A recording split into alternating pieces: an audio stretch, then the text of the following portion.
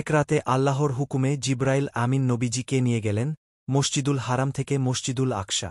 সেখান থেকে সিদরাতুল মুনতাহা পর্যন্ত উঠলেন।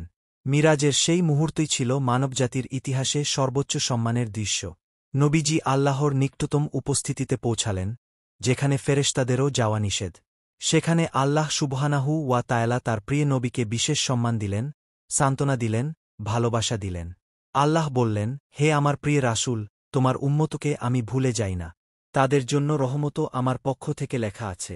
এই মহান সাক্ষাতে আল্লাহ উম্মতের জন্য সবচেয়ে বড় উপহার দিলেন ৫ ওয়াক্ত নামাজ।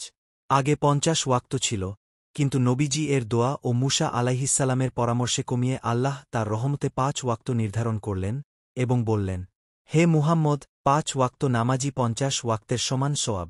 এইভাবেই নবীজি আল্লাহর দরবার থেকে ফিরে আসলেন উম্মতের জন্য দুনিয়ার সবচেয়ে মূল্যবান উপহার নিয়ে, নামাজ, রহমত, ক্ষমা আর ভালোবাসা। ৫ ওয়াক্ত নামাজ আল্লাহর দেওয়া ৫টি মহাশক্তি। প্রত্যেক নামাজে রয়েছে আলাদা আলাদা রহমত।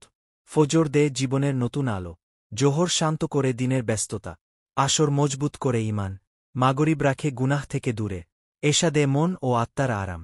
তাই ভাই, সময় থাকতে ৫ ওয়াক্ত নামাজ ঠিকভাবে আদায় করো। নামাজই আমাদের জীবনের সত্যিকারের শক্তি ও সফলতার চাবিকাঠি।